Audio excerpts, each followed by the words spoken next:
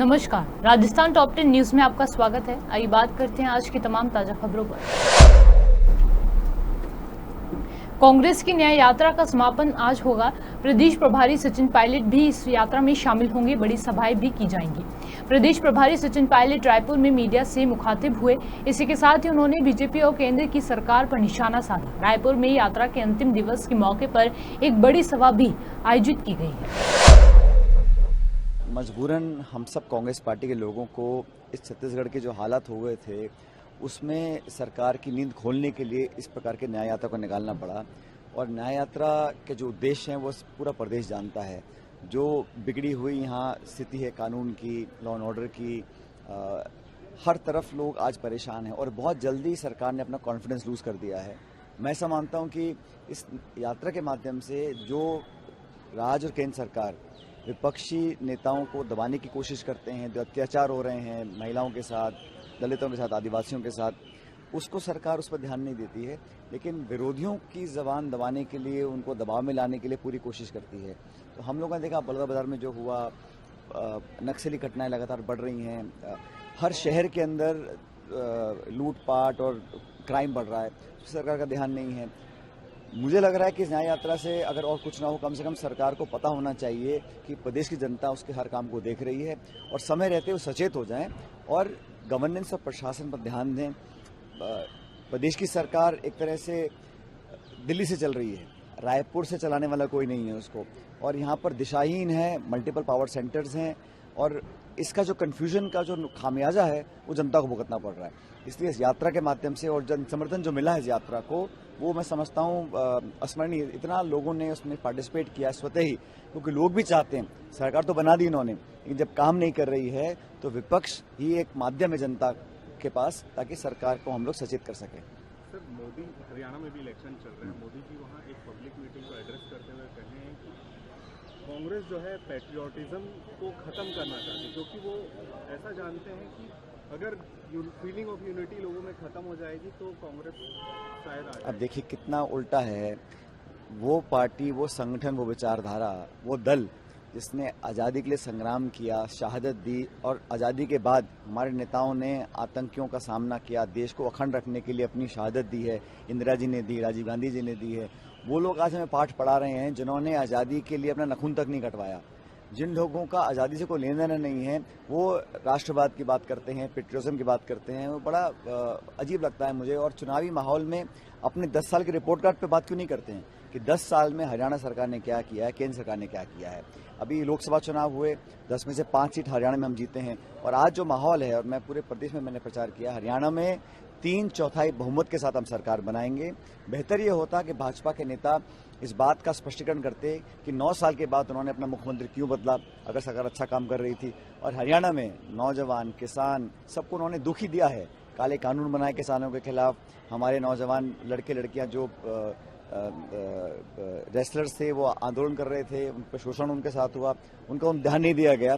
और आज सिर्फ विपक्ष को टारगेट करना ये सत्ता पक्ष का काम नहीं है। सत्ता पक्ष का काम है अपने काम की रिपोर्ट कार्ड जनता को दिखाएं, परफॉर्मेंस के आधार पर दोबारा सरकार से अपना जनता से वोट मांगे। लेकिन बीजेपी पिछड़ रही है। जम्मू कश्मीर में जो चुनाव हुए हैं, कल अंतिम चरण था, वहां पर भी हमारी अलायंस की सरकार बनने वाली है। दोनों राज्यों के अंदर कांग्रेस पार्टी सरकार बनाएगी। सर, विपक्ष को टारगेट करते हैं कह रहे हैं आप। इसी बीच राहुल गांधी जी को यूजुअली जब चुनाव आता है राहुल गांधी जी को टारगेट करते हैं, तो शिवराज सिंह चौहान का एक बयान आया है, वो कह रहे हैं कि राहुल जी मोदी जी के विरोध में इतने पागल हो गए कि वो झूठ बोल रहे हैं, और जब बहुत सारे झूठे मरे होंगे तब राहुल। मैं बातों में नहीं बढ़ता हूँ, व्यक्तिगत को क्या कह रहा है। देश देख रहा है, चुनाव जब जून में हुए, परिणाम आए तो क्या परिणाम आए। घमंड और अहंकार को जनता ने आईना दिखाया है।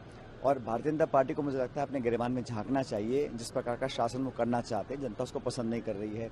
अभी दिल्ली पे जो लद्दाख के हमारे साथी मार्च कर रहे थे, एक शांतिपूर्ण मार्च, गांधी समाधि तक जाने का अधिकार अगर एक नागरिक को नहीं है, और इससे ज़्यादा दुखदायी क्या हो सकता है। वो लोग अपने क्षेत्र के लिए, अपने विरासत के लिए, अपनी संस्कृति के लिए अगर कुछ मांग रहे हैं तो सरकार को, वांगचुक जी उनके साथियों से बात करनी चाहिए। उनको धक्का देके जेल में डालने का क्या अधिकार किसी के पास है। लोकतंत्र में अगर महात्मा गांधी जो राष्ट्रपिता हैं, उनकी समाधि पर नमन करने का अधिकार नागरिकों को नहीं है, तो किस प्रकार का शासन हम चला रहे हैं, इस बात का सरकार को बाड़मेर जिला कलेक्टर इन दिनों काफी सुर्खियों में है। टीना डाबी जो भी काम करती हैं वो सोशल मीडिया के जरिए तेजी से वायरल हो जाता है। हाल ही में बाड़मेर के एक सरकारी स्कूल की छात्राओं ने टीना मैडम से मुलाकात की। उनसे मिलने के बाद छात्राओं ने मैडम को जो भी बताया उससे उनका माथा ठनक गया। टीना डाबी ने कहा कि जल्द ही छात्राओं की समस्याओं का समाधान होगा। ये छात्राएं स्कूल टाइम में ही कलेक्टर टीना से मिली, स्कूल से जुड़ी कई ऐसी बातें बताएं, जिसके बाद कलेक्टर टीना डाबी ने अब इन मसलों को काफी गंभीरता से लेते हुए कार्यवाही की बात कही है। आप भी सुनिए कि स्कूल की छात्राओं ने टीना से मुलाकात के दौरान उनकी क्या शिकायतें की और क्या क्या कहा।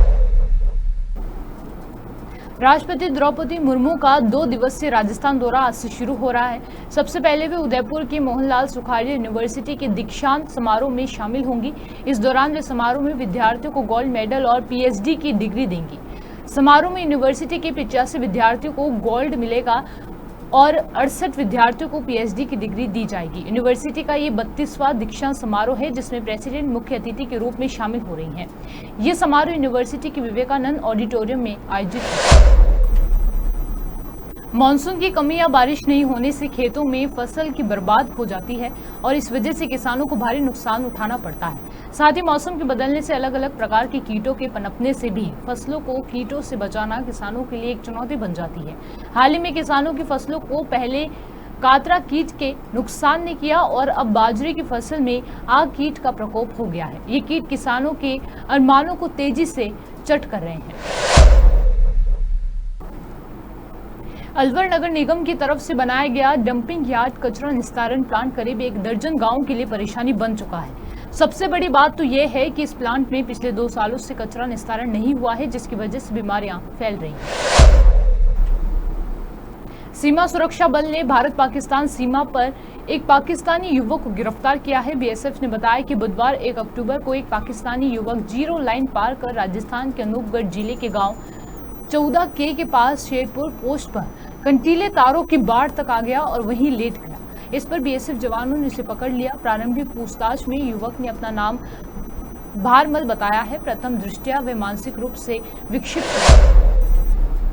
राष्ट्रीय स्तर पर लगातार 7 बार चैंपियन रहकर राजस्थान और कोटा का नाम रोशन करने वाली महाबली स्पोर्ट्स अकादमी की खिलाड़ी दिव्यांशी ने 22 से 30 सितंबर के बीच हुई ब्रुनेई में आयोजित 9वीं जूनियर वर्ल्ड वुशु चैंपियनशिप में भारत के लिए कांस्य पदक जीता।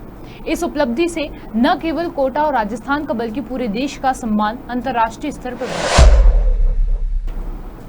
राजस्थान में रहने वाली 32 विमुक्त घुमंतु और अर्ध घुमंतु जाति के दर घूमने वाले बेघर लोगों का अपना स्थायी घर का सपना साकार हो चुका है। गरीब परिवारों को मुख्य धारा में लाने के लिए भजनलाल सरकार ने आज रियायती दरों पर जमीन आवंटित की है। राजस्थान में 12 जिले के सबसे घने जंगल शाहबाद में पावर प्लांट के लिए 1,19,000 पेड़ काटे जाएंगे। केंद्र सरकार ने ग्रीनको एनर्जी कंपनी को प्रोजेक्ट के लिए मंजूरी दे दी है, लेकिन स्थानीय संगठन इसके विरोध में उतर आए। राजस्थान में इस बार अच्छी बारिश हुई। अब मानसून राजस्थान के अधिकतर हिस्सों से विदा ले चुका है। पिछले 24 घंटों में पूर्वी राजस्थान में कहीं कहीं पर हल्की बारिश हुई, जबकि पश्चिमी राजस्थान में मौसम साफ रहा। सबसे ज्यादा बारिश प्रतापगढ़ के पीपलखूंट में 7 मिलीमीटर दर्ज की गई। प्रदेश में सर्वाधिक अधिकतम तापमान श्रीगंगानगर और फलोदी में 39.8 डिग्री सेल्सियस और सर्वाधिक न्यूनतम तापमान 27.6 डिग्री सेल्सियस बाड़मेर में दर्ज किया गया। अब आगे किस तरह का मौसम रहने वाला है, आइए जानते हैं। मौसम विभाग के अनुसार दक्षिण पश्चिम मानसून की वापसी की रेखा अब कोटा और उदयपुर से होकर गुजर रही है। अगले 2-3 दिनों के दौरान राजस्थान के बाकी भागों से दक्षिण पश्चिम मानसून की वापसी के लिए स्थिति ठीक है। अगले 2-3 दिन प्रदेश के अधिकांश भागों में बारिश की गतिविधियों में कमी होने और अधिकांश भागों में मौसम मुख्यतः सूखा रहने की संभावना जताई गई है। प्रदेश के कोटा, उदयपुर और बीकानेर संभाग के कुछ भागों में 5 से 6 अक्टूबर को कहीं कहीं हल्की बारिश होने की संभावना है। राजस्थान टॉप 10 न्यूज में आज के लिए सिर्फ इतना ही। देखते रहिए पॉपुलर टीवी। धन्यवाद।